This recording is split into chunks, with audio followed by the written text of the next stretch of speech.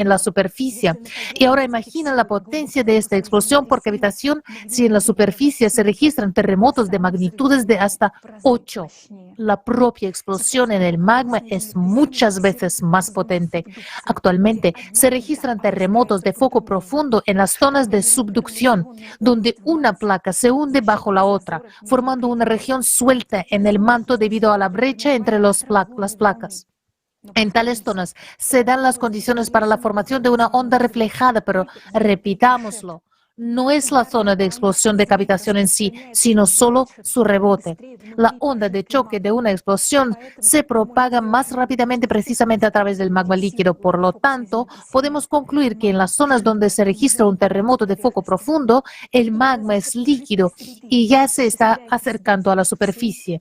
Todos los supervolcanes están conectados precisamente por el medio líquido. Por ejemplo, Aira y Yellowstone están conectados por magma fundido líquido, a través del cual puede propagarse la onda de una explosión de cavitación. Las explosiones de cavitación también son peligrosas porque su onda, al propagarse por el magma líquido, puede provocar presión en los límites de las placas litosféricas y a lo largo de las fallas. Y esta presión se manifiesta en una serie de terremotos. Esto es lo que observamos el 6 de febrero, cuando la explosión de cavitación, cuyo rebote se registró como un terremoto de foco profundo bajo la fosa de las Marianas, provocó presión en la intersección de tres placas tectónicas, la Anatolia, la Arábiga y la Africana, lo que dio lugar a dos potentes terremotos. Es importante señalar que hoy en día no podemos registrar todos los terremotos de foco profundo. A veces puede que no veamos el origen de la explosión en sí, pero sí podemos observar su consecuencia, una serie de pequeños terremotos, los llamados enjambres, que se producen cuando una explosión de cavitación diverge tangencialmente en el magma líquido. También nos gustaría anunciar que el equipo de la comunidad científica de la sociedad creativa ha analizado y preparado una visualización de los datos de terremotos de foco profundo en el sitio web de la sociedad creativa. Ahora pueden ver un enlace a cómo encontrar estos datos en el sitio web en la sección Clima, Análisis de Datos. Si lo desea, puede descargar esos datos y realizar su propio análisis. Para ponerse en contacto con nosotros, envíanos un correo electrónico a climate@creativesociety.com, como se indica en la pantalla.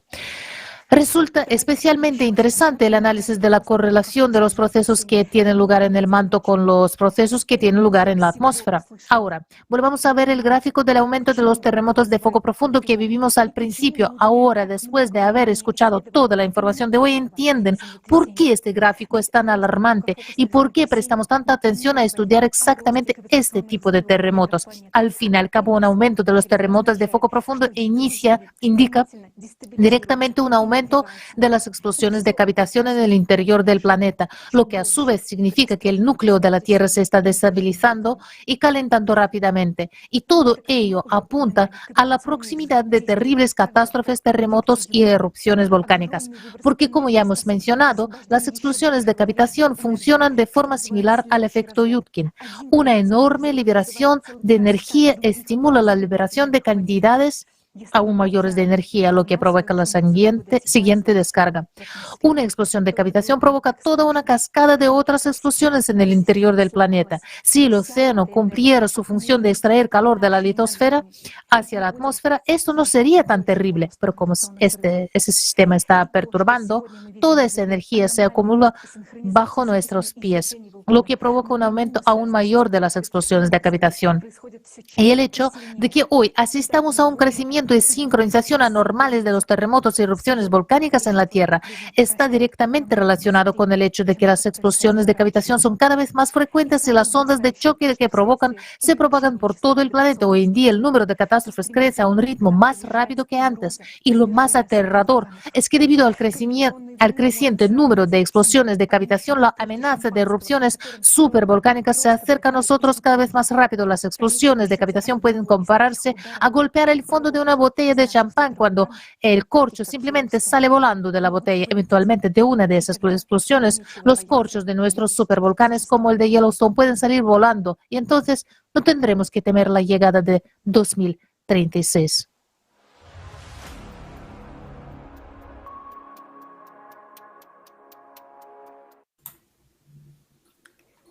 Estas explosiones de cavitación hacen que el magma del interior del planeta se caliente y aumente de volumen. Se acerca a la corteza y la presiona. Esto provoca un aumento de la actividad sísmica y volcánica en la Tierra. El ascenso del magma suele ir acompañado de enjambres de terremotos que últimamente son muy frecuentes. Algunas personas creen que estos terremotos están causados por el magma que asciende y atraviesa la corteza, pero en realidad no es así. El magma se funde y arde a su paso, formando nuevas cavidades en la corteza.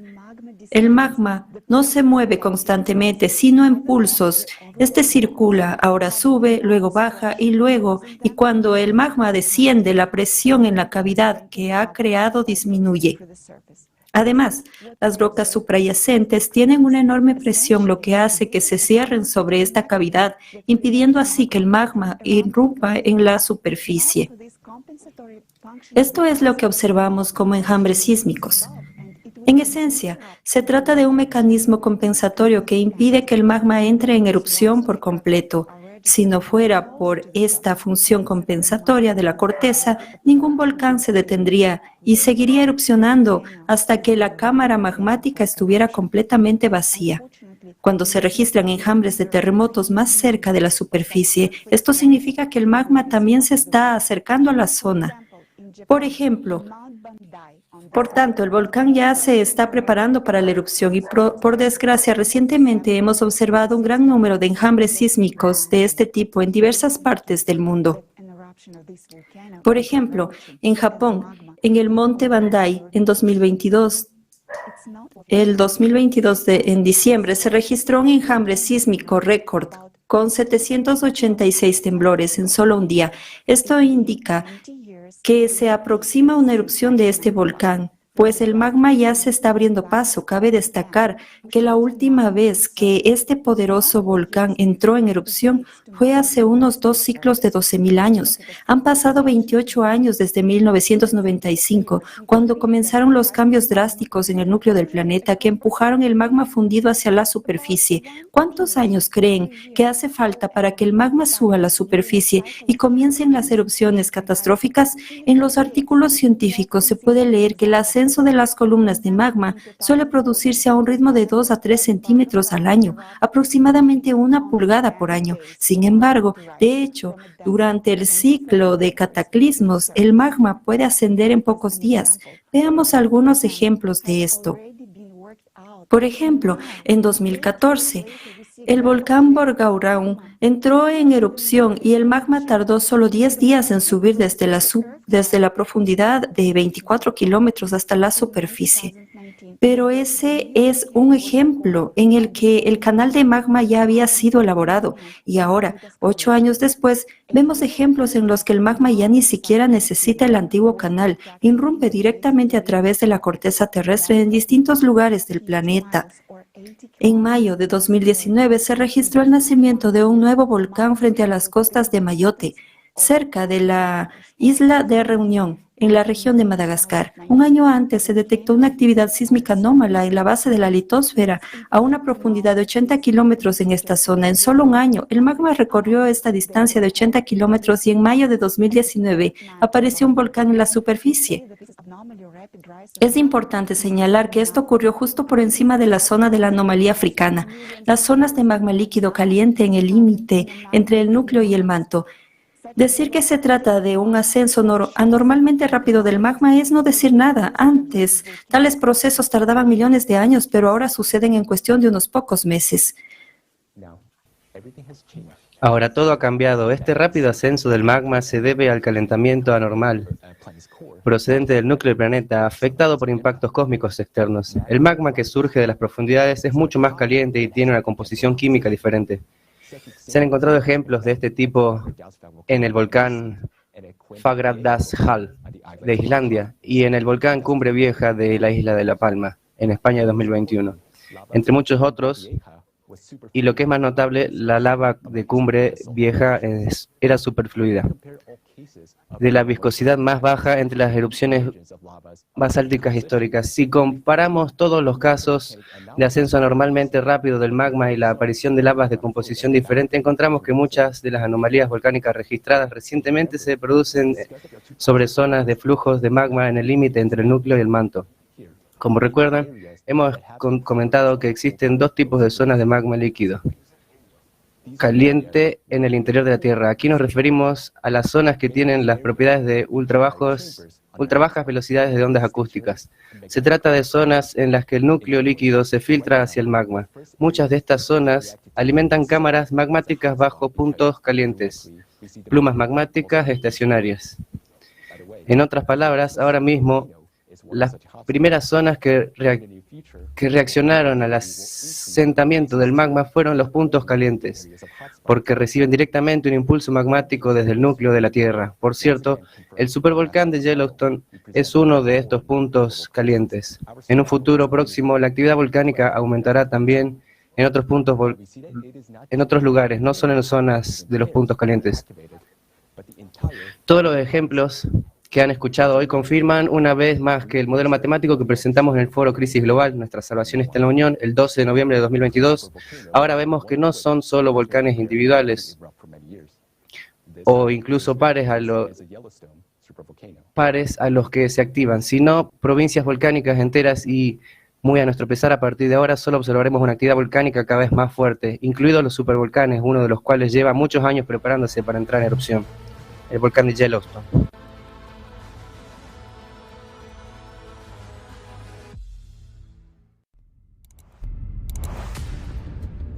¿Te imaginas lo que ocurriría si explotara el supervolcán Yellowstone? Avalanchas de ceniza al rojo vivo se lanzarán del volcán en todas direcciones, destruyendo todo a su paso. Las nubes de ceniza alcanzarán velocidades de hasta 320 km por hora. La ceniza será muy caliente, hasta 800 grados Celsius, que es 2 veces más caliente que un horno de pizza. No me gustaría estar cerca del volcán en el momento de su erupción. Toda la vida sería destruida en un radio de 1200 kilómetros. América se convertiría en Pompeya. Sería un desastre para todo el planeta. La ceniza es muy potente y tóxica. Permanecerá suspendida en el aire durante años y será muy peligroso inhalarla.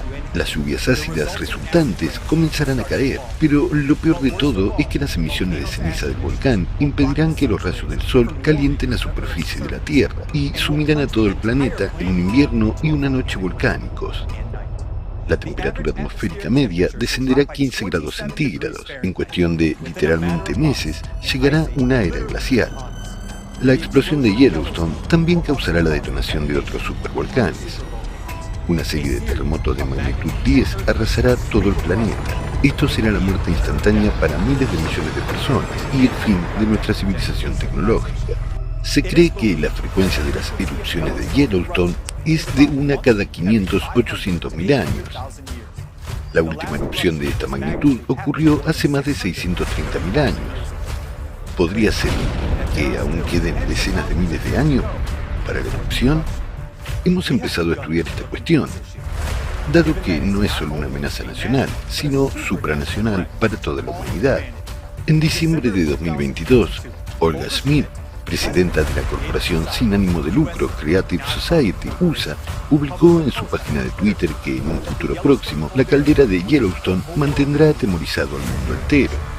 A lo que el USGS, el Servicio Geológico de Estados Unidos, publicó una respuesta oficial en la que afirmaba que Yellowstone no está mostrando ningún signo de agitación y se encuentra en niveles normales de actividad. Ahora vamos a contarles los resultados de nuestra investigación independiente que ha servido de base para este post. ¿Está todo tan bien con Yellowstone como nos asegura el USGS? Empecemos con las declaraciones oficiales del artículo del USGS. ¿Cómo podemos saber cuándo va a entrar en erupción un volcán? Que enumera los precursores notables de una erupción. Repasemos cada uno de los puntos relativos a la caldera de Yellowstone en las últimas décadas. Punto 1. Aumento de la frecuencia e intensidad de los sismos percibidos. Hicimos un gráfico de los terremotos en la zona de la caldera de Yellowstone, según los datos de la USGS, y fuimos impactados por la gravedad de la situación. El gráfico que muestra el número de terremotos tiene una tendencia creciente. Surge una pregunta razonable. ¿Es posible que esté aumentando el número de sensores? La respuesta es no. Hemos descubierto que desde hace muchos años la ubicación de los sensores sísmicos en la caldera de Yellowstone permite registrar todos los terremotos con magnitudes muy pequeñas, incluso alrededor de cero. Resulta que el primer punto del artículo del USGS sobre los precursores de una erupción, a saber, un aumento de la frecuencia de los terremotos, ya se está produciendo.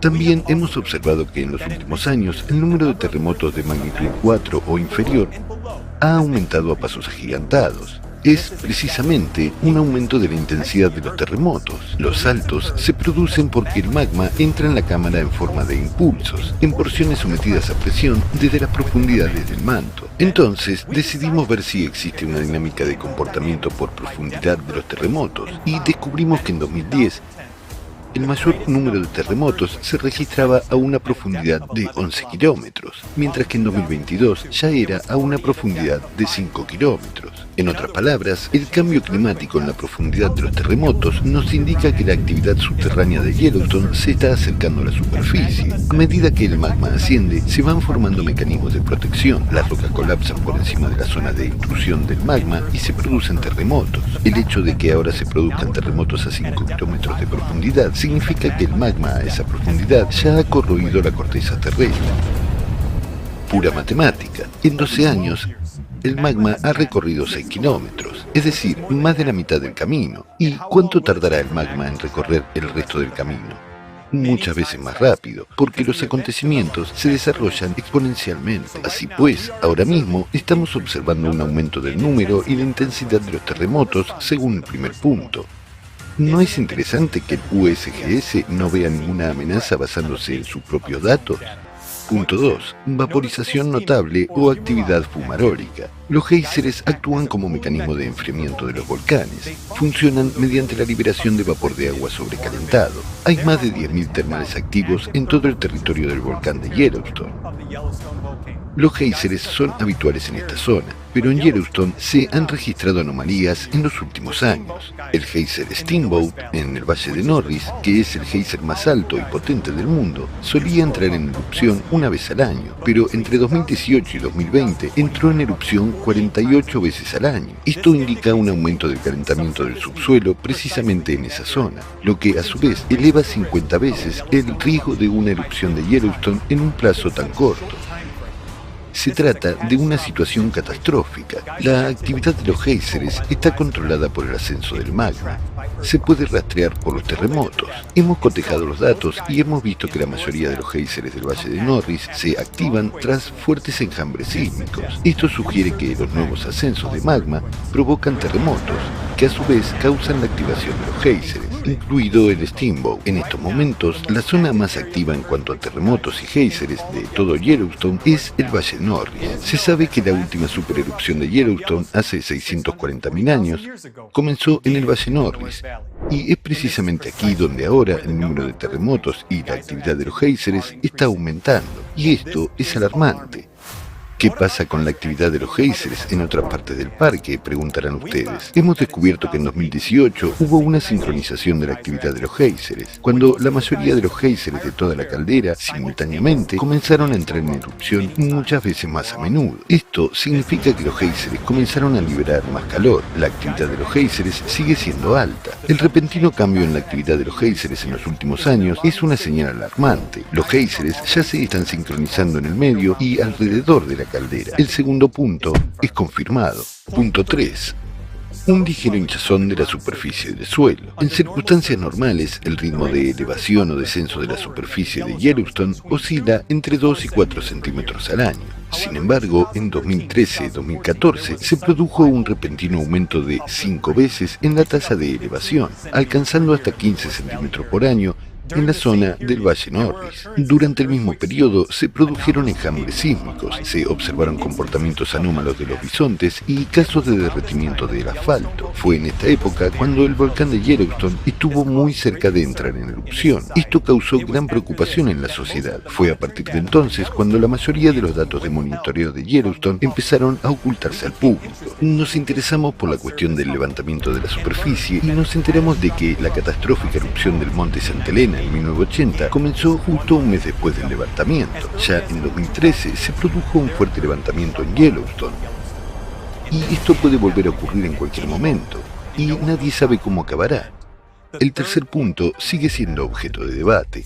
Punto 4. Pequeños cambios en el flujo de calor. Resulta que Yellowstone irradia un 30% más de calor que el resto del continente. Es como un alto horno de Norteamérica, y en su cámara de combustión constantemente se echa el carbón. Desde la década de 2000 se ha observado la aparición de nuevas zonas térmicas. He aquí algunos ejemplos de sobrecalentamiento anómalo de la superficie terrestre. 2003. Nueva región en la zona de Norris. La temperatura del suelo aumentó hasta 90 grados Celsius, 200 grados Fahrenheit. La vegetación murió inmediatamente. Algunos géiseres sirvieron y se secaron. 2018. En la zona del lago Tern murieron más de 3 hectáreas de bosque. Los árboles quedaron carbonizados. La temperatura de la superficie era de 60 a 80 grados Celsius o 140 a 176 grados Fahrenheit. En 2014 hubo un pico en el derretimiento de las carreteras de asfalto. En los últimos años, testigos presenciales observan que en invierno la nieve se derrite en algunas zonas debido al sobrecalentamiento del suelo. En lugar de un pequeño cambio en el flujo de calor, se observa un calentamiento extremo del suelo. El punto 4 está confirmado. Punto 5. Cambios en la composición o abundancia relativa de gases fumarólicos. En los medios de comunicación se agitó mucho en tema de helio, -4, que hay mucho en la zona de Yellowstone. Sin embargo, resultó que para la predicción de la erupción es importante otro indicador, la relación isotópica de helio-3 a helio-4.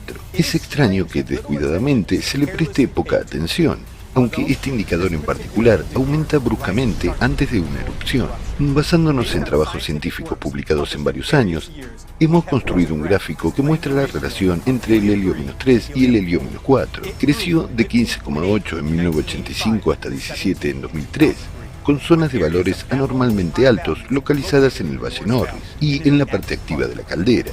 Resulta que el mismo valor de 17 se encontró en inclusiones de minerales de la última supererupción de Yellowstone. Resulta que la proporción actual de helio-3 y helio-4 ha alcanzado un nivel crítico que podría desencadenar una erupción. ¿Por qué el USGS guarda silencio al respecto? Hemos encontrado esta información en artículos científicos. ¿Acaso no lo saben? Justo antes de la erupción se produce una fuerte liberación de gases volcánicos, unas semanas, días u horas antes del acontecimiento. Esta es una indicación precisa a corto plazo del comienzo de una erupción. Por lo tanto, ahora es necesario monitorear cuidadosamente las emisiones de todos los demás gases, además del helio. Sabemos con certeza que en la zona de Yellowstone hay sensores que miden las emisiones de gases. Sin embargo, ahora sus registros no están disponibles para toda la gente. ¿Por qué el USGS ha cerrado la monitorización de gases en línea y ahora no está disponible para todo el mundo? Sin embargo, incluso de acuerdo con los datos que nosotros hemos encontrado, de hecho, ha habido un cambio en la composición de los gases. El punto 5 está confirmado. Conclusión intermedia. Repasamos toda la lista de precursores de una erupción esbozada en el artículo del USGS y los resultados nos impactaron. Todos estos signos se observan en Yellowstone. Sin embargo, el artículo tiene una postdata. Los precursores pueden continuar durante semanas, meses o incluso años antes de que comience la actividad eruptiva, o pueden disminuir en cualquier momento y no ir seguidos de una erupción. Todos estos signos son consecuencias de la activación del volcán. Por eso existe tal postdata. Sí, el volcán ha estado dormido durante miles de años, pero ahora se está preparando para entrar en erupción y durante los últimos 20 años ha estado ocurriendo con una intensidad alarmante. Entonces, ¿cuál es el desencadenante de la erupción del volcán de Yellowstone? Los expertos coinciden en que la cantidad de fracción fundida en una cámara es un parámetro crítico. Los modelos científicos sugieren que la fracción crítica de la masa fundida, a la que el volcán tiene probabilidades de entrar en erupción, se sitúa entre el 35 y el 50%. ¿Cuánta fracción de fusión crítica hay ahora? Según algunas estimaciones de 2022, ronda el 20%. Sin embargo, según estimaciones de 2010, es un 32% de fusión. Las cifras difieren bastante. La estimación de la cantidad de la fusión se proporciona de forma indirecta y depende del método de cálculo, ya que no puede medirse directamente. Suponiendo que las estimaciones de 2010 sean exactas, entonces la fracción de fusión actual en la cámara debe ser ya suficiente para una erupción. ¿Cómo podemos saber que el volcán ya se está preparando para una erupción? Quizás haya otros signos de activación. Punto 6, que no está en la lista del USGS. Tras analizar los datos de la reciente actividad volcánica en la caldera de Yellowstone, hemos encontrado otra señal importante de una erupción inminente. Recientemente se ha producido una reacción a los terremotos de foco profundo en regiones remotas. Esto nos cuenta Mary Greeley, investigadora independiente de Yellowstone. En enero de 2023, Yellowstone experimentó temblores como consecuencia de terremotos a más de 600 kilómetros de profundidad en Argentina. Después, en febrero de 2023, una serie de terremotos devastadores en Turquía desencadenaron una reacción en cadena en Yellowstone. Ahora el impacto ya no se transmite a través de la corteza terrestre, sino directamente a través del magma, y eso afecta a Yellowstone. Si ahora hay un impacto directo de acontecimientos lejanos a través del magma, en consecuencia, la presión del magma en el volcán es lo suficientemente alta como para reaccionar, lo que significa que está listo para entrar en erupción. Ciclo de cataclismos de 12.000 años y su impacto en el volcán. Nunca antes se había producido una reacción semejante ante acontecimientos lejanos. Entonces, ¿por qué surgió? Los supervolcanes entran en erupción cada 12.000 años durante el ciclo de cataclismos. Hace 12.000 años, Camp Flegrei. Hace 24.000 años, Taupo. Cada vez eran acontecimientos catastróficos para los habitantes de la Tierra. Y recientemente hemos entrado en un ciclo de estos cataclismos devastadores. El ciclo se produce por cambios en el núcleo del planeta y, como consecuencia, por el ascenso del magma.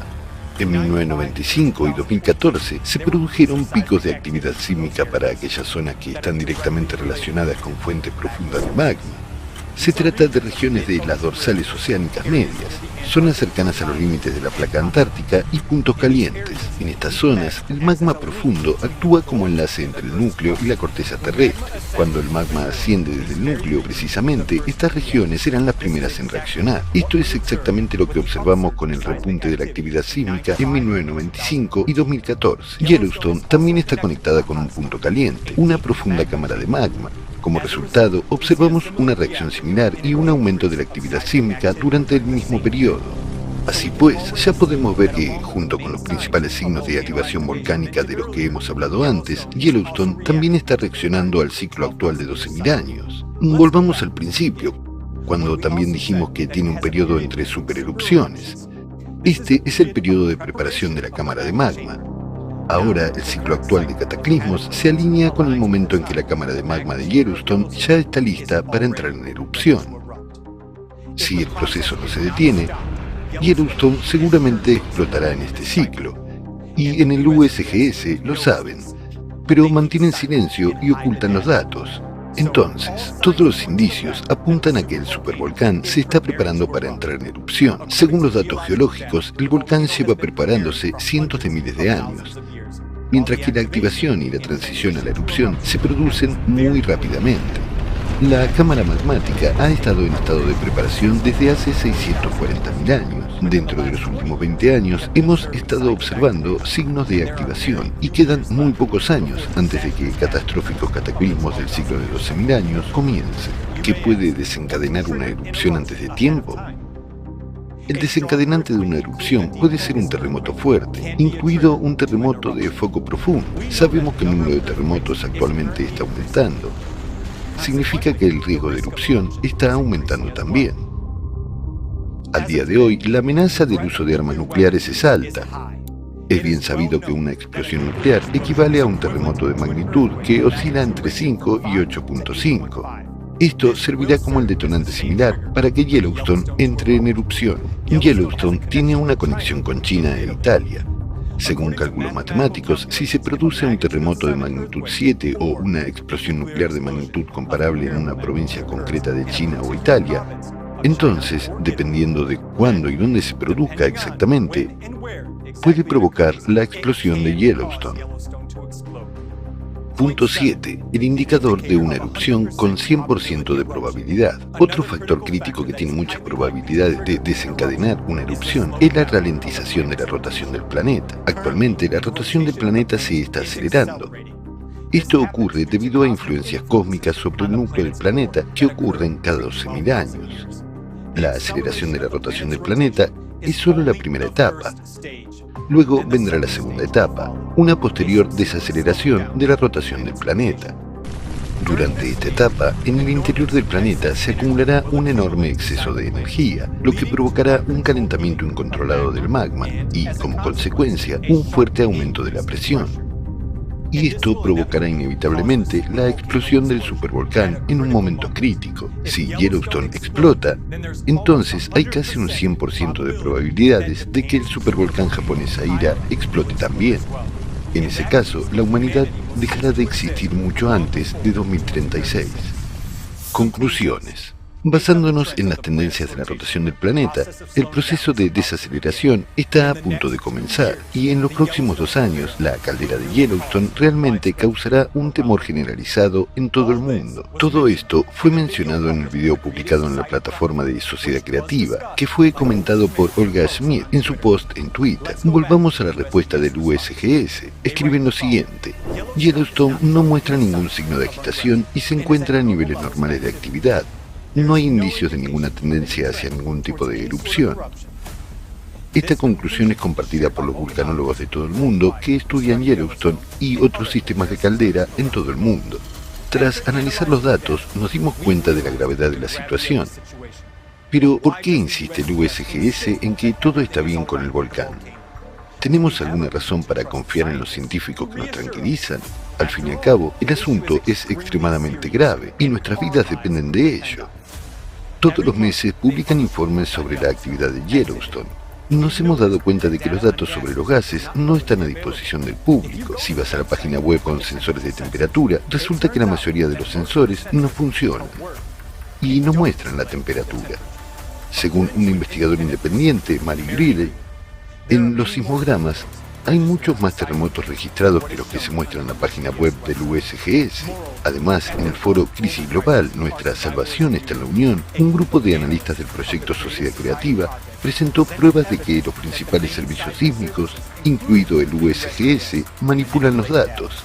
¿Podemos entonces confiar en el USGS en el asunto de la catastrófica erupción de Yellowstone? Ahora mismo, el volcán aún no está en erupción, como afirma el USGS. Pero podemos ver que lleva preparándose para una erupción estos últimos 20 años. Entendemos que los datos que hemos analizado son incompletos, pero incluso basándonos en ellos, podemos ver claramente que el volcán inevitablemente explotará, ya que Yellowstone está preparado para una supererupción, para la que lleva preparándose 640.000 años. Y este momento coincide con el ciclo de 12.000 años de cataclismos en el que hemos entrado. En los próximos años, el supervolcán Yellowstone causará mucho miedo a los habitantes de la Tierra con su actividad. Entonces, ¿por qué los vulcanólogos más respetados del mundo, de acuerdo con la respuesta del USGS en Twitter, ponen en peligro su reputación al ocultar la verdad? Todo es muy sencillo. Una erupción de tal magnitud resultaría en la muerte de miles de millones de personas en todo el mundo. Ya es hora de dar la alarma. Pero, ¿quién asumirá la responsabilidad de hacerlo? ¿Por qué callan los científicos? La respuesta es sencilla. Si un volcán entra en erupción, todo el mundo morirá, y entonces los científicos no tendrán que responsabilizarse. Y si la erupción no se produce, significa que tuvieron razón todo el tiempo. En el formato consumista no hay salida a esta situación. No podremos hacer nada ante la erupción de Yellowstone y salvar a la humanidad.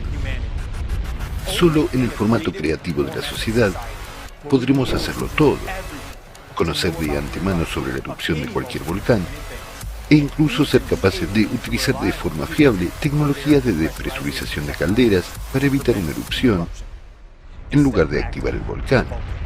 Pero lo más importante es que podremos salvar la vida de miles de millones de personas. Decimos la verdad sobre la alta probabilidad de que Yellowstone estalle en los próximos años porque no tenemos intereses económicos y no arriesgamos nuestra carrera.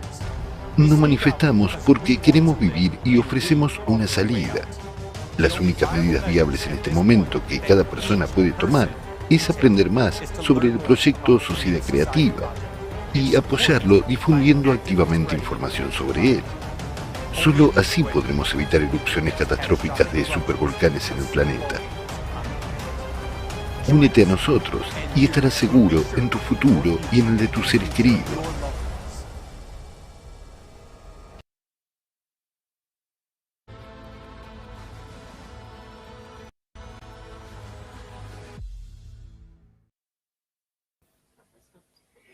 El riesgo de explosión del supervolcán de Yellowstone es enorme. De hecho, estamos sentados sobre un barril de pólvora. Tal explosión significaría la muerte de toda la humanidad. Pero ¿cuántos de nosotros lo sabemos? Ahora, ustedes saben que se les están ocultando información vital, y no solo le están ocultando, sino que están bloqueando todas las filtraciones de estos datos y toda la información al respecto. ¿Por qué creen que los políticos hacen esto? Es muy sencillo, porque no ven una solución. Me gustaría llamar su atención sobre el siguiente hecho. No culpamos a los políticos. Les comprendemos. Se callan para no provocar el pánico, porque no ven una salida. Créanme, nosotros también callaríamos si no supiéramos que existe una salida real. Pero nosotros, los participantes del proyecto Sociedad Creativa, decimos la verdad abiertamente porque conocemos la solución. Existe de verdad, existe una salida. Es la sociedad creativa. Y más adelante, en el foro de hoy, conocerán en detalle cuál es el formato de la sociedad creativa y cómo nosotros, toda la humanidad, podemos construirla juntos.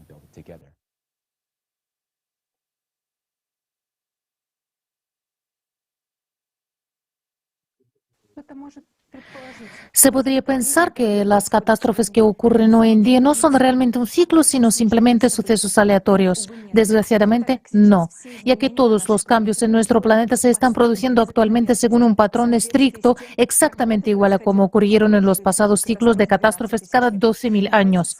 Recordemos, en base a qué se concluyó que las catástrofes de escala planetaria se producen cada 12.000 años, mientras que cada 24.000 años son aún más fuertes.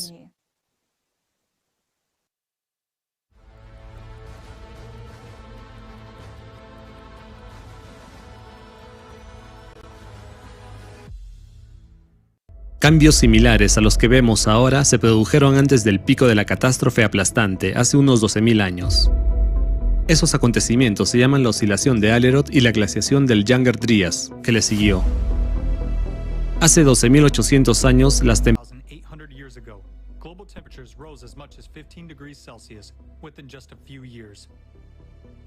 La mayoría de las capas de hielo se derritieron de repente y la Tierra salió de una edad de hielo completa. En esa época se produjeron inundaciones extremas y otros desastres naturales junto con una intensa subida del nivel del mar. La corriente del Golfo se detuvo en ese momento, al igual que ocurre en la actualidad. Científicos de la Universidad de Kansas han comprobado que hace unos 12.800 años hubo un gigantesco incendio en la Tierra que cubrió una décima parte de toda la superficie del planeta. Otros investigadores también han descubierto que hace 12.000 años se produjeron grandes incendios en Siberia. Del mismo modo, hoy en día hay cada vez más incendios a gran escala que no se pueden extinguir. Basándose en un análisis de imágenes de satélite, los científicos han descubierto que hace entre 10 y 13.000 años se formaron las mayores dunas conocidas en el desierto del Sahara y otras regiones, lo que indica la enorme fuerza de los vientos durante el Younger Dryas. También se ha documentado una intensificación a corto plazo de los vientos durante ese periodo a partir de los datos de los núcleos de hielo de Groenlandia y de las investigaciones realizadas en Alaska. Hoy en día, en la Tierra se producen los mismos fenómenos que durante el Younger Dryas. Vemos cómo los vientos, huracanes, tifones y tornados se intensifican y destruyen ciudades enteras, arrasándolas. Justo en el cambio de ciclo de hace 12.000 años, hubo una actividad sísmica muy intensa, así lo indican los datos de radiocarbono, así como las reconstrucciones paleogeográficas del Younger Dryas. Durante el mismo periodo de tiempo, hace más de 12.000 años, al igual que ahora, se produjo un drástico debilitamiento del campo magnético y un cambio de polos, lo que se llamó la excursión de Gotemburgo. La razón de todos estos cambios bruscos fue una actividad magmática anormal provocada por cambios en el núcleo. Esto se manifestó en erupciones volcánicas a gran escala que los científicos registraron en el Younger Dryas por el polvo y los rayos de lluvias ácidas en los núcleos glaciares. El análisis de los sedimentos encontrados en la cueva de Hall apunta a erupciones volcánicas que provocaron un invierno volcánico hace unos 13.000 años y una glaciación en todo el planeta. Tras el repentino calentamiento del Younger Dryas, se produjo un enfriamiento igualmente abrupto. Este acontecimiento provocó una extinción masiva de la megafauna. Se encontraron miles de mamuts y otros mamíferos congelados en el hielo de las laderas del norte de Siberia. Se produjo un drástico descenso de la población humana, incluyendo la extinción del Cromañón. Todos estos acontecimientos catastróficos ocurrieron en unas pocas décadas. Los mismos acontecimientos catastróficos ocurrieron en el planeta no solo hace 12.000 años, sino también antes. Teniendo en cuenta los errores de datación, este ciclo está muy bien trazado en los datos geológicos. Los catastrofistas entre los científicos escribieron sobre ello de forma independiente en sus libros y obras. Vladimir Bufnenkov, Vitaly Bushuyev, Alexander Baturin, Igor Kopolov, Nikolai Petrov, Maynard White, Douglas Vogt y muchos otros científicos han llegado a comprender la ciclicidad de los cataclismos globales en la Tierra con un periodo de aproximadamente 12.000 años. En la geología, la paleontología y la arqueología existen numerosas pruebas de catástrofes pasadas de este ciclo. Cada uno de estos acontecimientos catastróficos se caracterizó no solo por cambios bruscos en la situación climática, sino también por una completa reestructuración geodinámica, debilitamiento y excursión del campo magnético, erupciones volcánicas desastrosas generalizadas, reestructuración tectónica, variaciones de la temperatura atmosférica de 10 a 15 grados y cambios en el nivel de los océanos mundiales de 20 a 50 metros, seguidos de glaciaciones a gran escala. El hecho de que cada ciclo vaya acompañado de un cambio en el campo magnético y de potentes erupciones volcánicas indica claramente que el ciclo está asociado a cambios en el núcleo del planeta, tal y como está ocurriendo ahora. Estamos entrando en la fase activa del ciclo cataclísmico.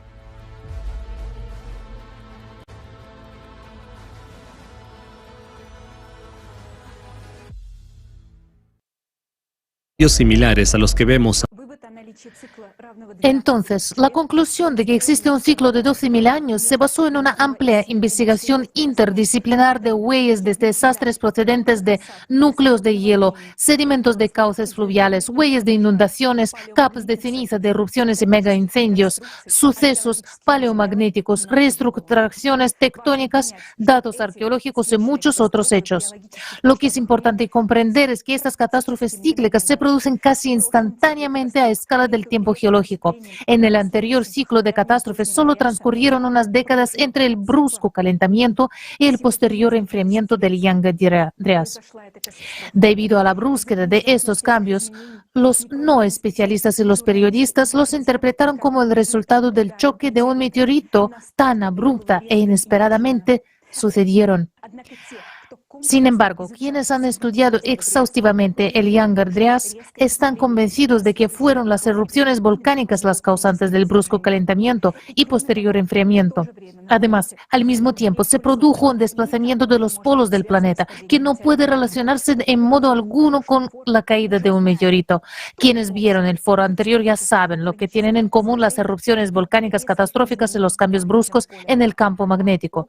Lo que tienen en común es la causa, la desestabilización del núcleo de nuestro planeta debido a un impacto externo procedente del espacio exterior que afecta a los planetas del sistema solar cada 12.000 años.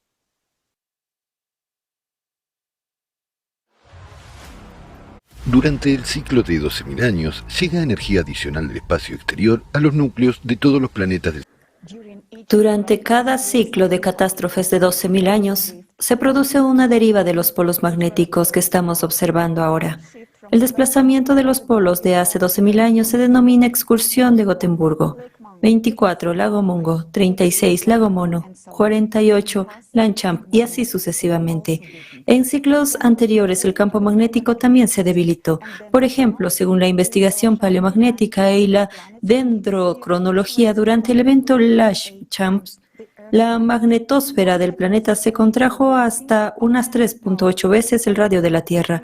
Una hipótesis sostiene que la extinción de los neandertales se produjo debido al aumento de la radiación ultravioleta, ya que el debilitamiento del campo magnético permitió un flujo mayor de radiación hacia la superficie terrestre. Según los modelos de los científicos, en aquella época se observaban auroras boreales incluso cerca del Ecuador. Estos cambios del campo magnético ya están ganando impulso ahora. Puede que pienses que no es un parámetro muy importante, ya que no sientes estos cambios directamente, pero de hecho se trata de un fenómeno catastrófico que amenaza toda la vida en el planeta y pronto lo verás por ti mismo. Veamos los cambios en el campo magnético en el actual ciclo de 12.000 años. ¿Qué anomalías causan en el planeta y qué amenazas nos plantea? De nuevo, en 1995, como resultado de cambios en el núcleo de la Tierra, el polo magnético norte, que anteriormente se movía a una velocidad de 15 kilómetros al año, se aceleró drásticamente por 3.5 veces. Esto es el resultado del calentamiento del núcleo externo y de la aceleración del flujo de hierro fundido en su interior. En la actualidad, la anomalía magnética del Atlántico Sur está creciendo debido al debilitamiento del campo magnético. En el último siglo, la intensidad del campo magnético de la Tierra ha disminuido más de un 10%. Esto significa que un flujo más potente de radiación cósmica, como la ultravioleta, los rayos X, gamma y sus derivados, nos están amenazando. Esto también significa que un flujo aún mayor del impacto cósmico externo está penetrando hacia el núcleo. Hay otra señal de cambios en el campo magnético de la Tierra que indica desestabilización del núcleo y que probablemente sea inesperada para ustedes. Se trata de auroras atípicas. Probablemente se haya dado cuenta de que este año se han producido auroras anormalmente brillantes y frecuentes en varios lugares atípicos del planeta. La gente ha colgado numerosas fotos y videos en las redes sociales admirando este fenómeno. Sin embargo, por desgracia, no hay nada de lo que deslumbrarse y ahora les explicaremos por qué. ¿Qué es una aurora boreal? Es la interacción del viento solar con el campo magnético y la atmósfera de la Tierra. En términos sencillos, las partículas de viento solar interactúan con el oxígeno y el nitrógeno haciendo que emitan luz, lo que observamos como una aurora, dependiendo de la profundidad a la que las partículas cargadas pueden penetrar en la atmósfera y de la energía que posean, se observarán auroras de distintos colores. Cada altitud tiene su propio color, que viene determinado por la composición y densidad de la atmósfera. En la Tierra estamos acostumbrados a ver auroras verdes, principalmente en los polos. Las auroras verdes se producen a alturas de 60 a 130 millas sobre la Tierra, cuando partículas del viento solar con media energía interactúan con el oxígeno atómico. Sin embargo, la aurora también puede ser roja. Se produce debido a la interacción de alta energía de las partículas del viento solar con el oxígeno atómico. Normalmente aparece a alturas superiores de 200 kilómetros porque el campo magnético del planeta impedía que esas partículas de alta energía penetraran por debajo de esa altitud. Las auroras rojas eran raras. Solo se producían durante tormentas magnéticas intensas. Ahora observamos una anomalía extremadamente alarmante. No solo las auroras rojas se han vuelto muy frecuentes, sino que ya se observan a altitudes inferiores de 90 kilómetros. ¿Qué significa esto? En primer lugar, esto significa que el campo magnético se está debilitando y que esas partículas activas de alta energía del viento solar que se suponían que iban a ser reflejadas por el escudo magnético están penetrando libremente más profundamente en la atmósfera y empezando a interactuar con el oxígeno atómico más cerca de la superficie de la Tierra. Es importante señalar que se trata de la penetración de partículas más grandes y con mayor carga, que actúan de forma más destructiva. El hecho de que las auroras rojas se produzcan en las capas más bajas de la atmósfera significa que ya no hay protección por encima de ella. La segunda razón por la que las auroras se comportan de forma anormal es el descenso de las capas superiores y medias de la atmósfera. La atmósfera se contrae, es decir, se hunde, y la densidad de sus capas superiores y medias disminuye. Además, su composición química está cambiando. Los datos obtenidos por satélite han relevado una disminución de la concentración de oxígeno de 2 a 4 veces a una altitud de 130 kilómetros. Y la tasa de pérdida de oxígeno supera significativamente todos los modelos de predicción, lo que indica algún proceso patológico que conduce a una disminución de oxígeno en la atmósfera. Los científicos también registran la destrucción del ozono por el viento solar a altitudes de 75 kilómetros, y pronto veremos cómo se destruye la capa de ozono en la estratosfera a altitudes inferiores a 50 kilómetros. Esto significa que perderemos nuestra protección contra la radiación ultravioleta. Ya están apareciendo auroras rojas en latitudes medias. Muchas se observaron en febrero y marzo del 2023. El 5 de enero de 2023, el cielo de Alemania se tiñó de rojo. Se trataba de un ejemplo de aurora roja estática anómala. Además de las auroras rojas anómalas, también se han observado auroras azules y turquesas, blancas e incluso rosas, que también indican la penetración del viento solar más cerca de la superficie de la Tierra y grietas en el campo magnético. Durante las erupciones solares, las auroras se desplazan cada vez más hacia el ecuador. Por ejemplo, durante una fuerte tormenta magnética el 24 de marzo de 2023, que los científicos no pudieron predecir con antelación y no esperaban su llegada, se observaron auroras en Estados Unidos, incluso en estados sureños como Virginia, Carolina del Norte, Oklahoma y Arizona. Las auroras polares empezaron a llegar a latitudes meridionales de Europa, como la República Checa, Ucrania y el sur de Rusia. Las auroras inusualmente brillantes y frecuentes que ahora se producen lejos de las regiones polares no pueden explicarse por la actividad del Sol, ya que éste se encuentra actualmente en un prolongado mínimo de su actividad, lo que significa que llegan a la Tierra menos partículas procedentes del viento solar.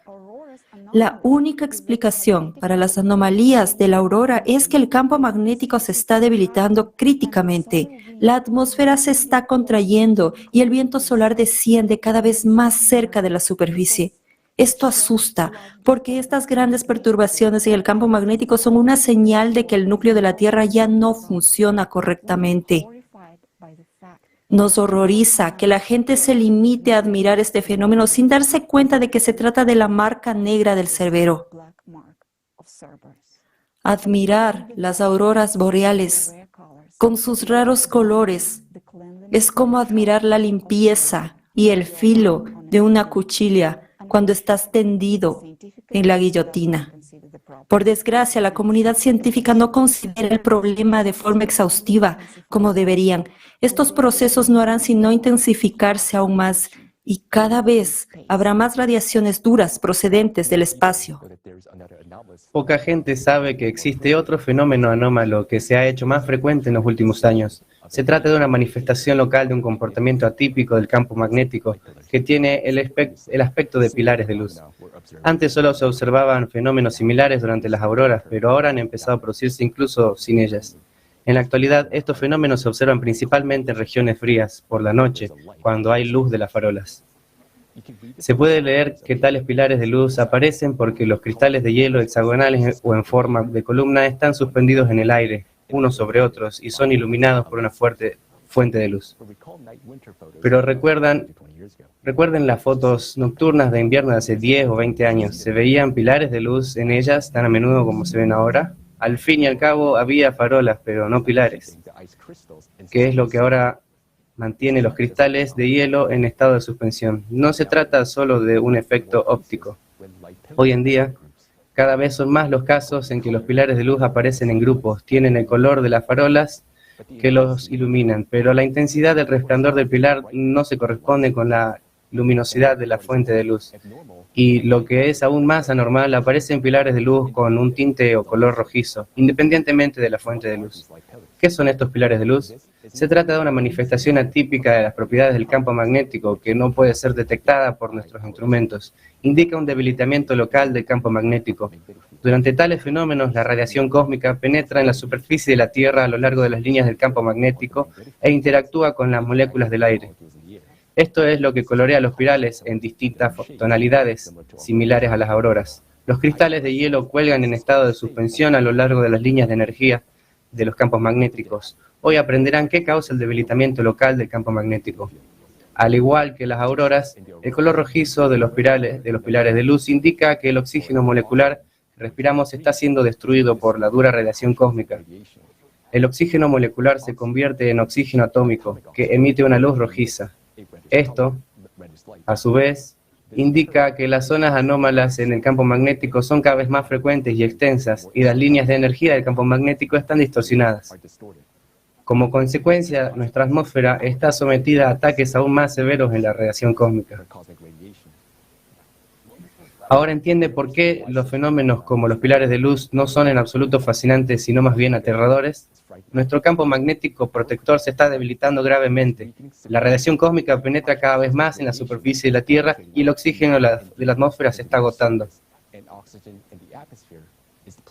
Todo esto está progresando extremadamente rápido y nosotros, que somos personas inteligentes y cultas, no lo vemos. Admiramos las auroras boreales anómalas, los pilares de luz y decimos, ¡qué hermoso!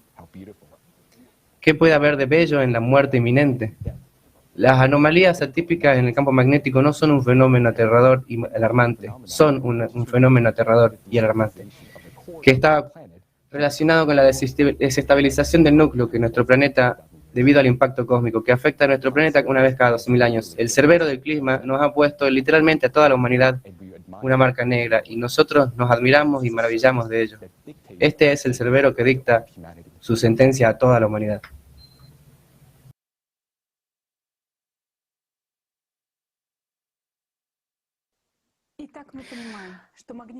Así pues, entendemos que el campo magnético de la Tierra se está debilitando debido a un impacto cósmico externo sobre el núcleo. Entonces se preguntarán, si este impacto cósmico afecta a todo el sistema solar y llega a los núcleos de todos los planetas, ¿significa que en otros planetas deberían registrarse anomalías similares?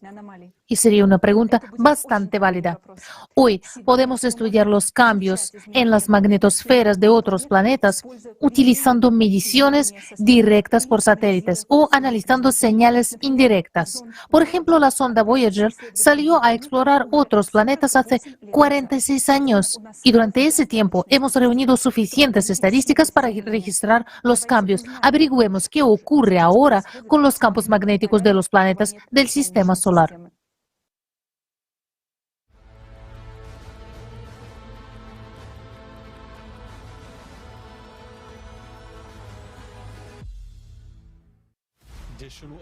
Durante el ciclo de 12.000 años, llega energía adicional del espacio exterior a los núcleos de todos los planetas del sistema solar.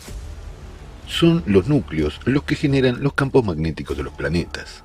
Debido a la influencia del impacto cósmico en el núcleo de la Tierra, desde 1995 se han producido cambios en el campo magnético de nuestro planeta. Se manifiesta en forma de luces polares atípicas, crecimiento de la anomalía del Atlántico Sur y deriva de los polos. El impacto exterior también afecta a otros planetas y a sus satélites. Veamos qué signos de cambios en los campos magnéticos podemos observar en otros planetas del sistema solar. En Venus se detectó por primera vez un campo magnético en 2006, aunque antes no había indicios de ello. Como consecuencia, ahora se observan auroras boreales en Venus.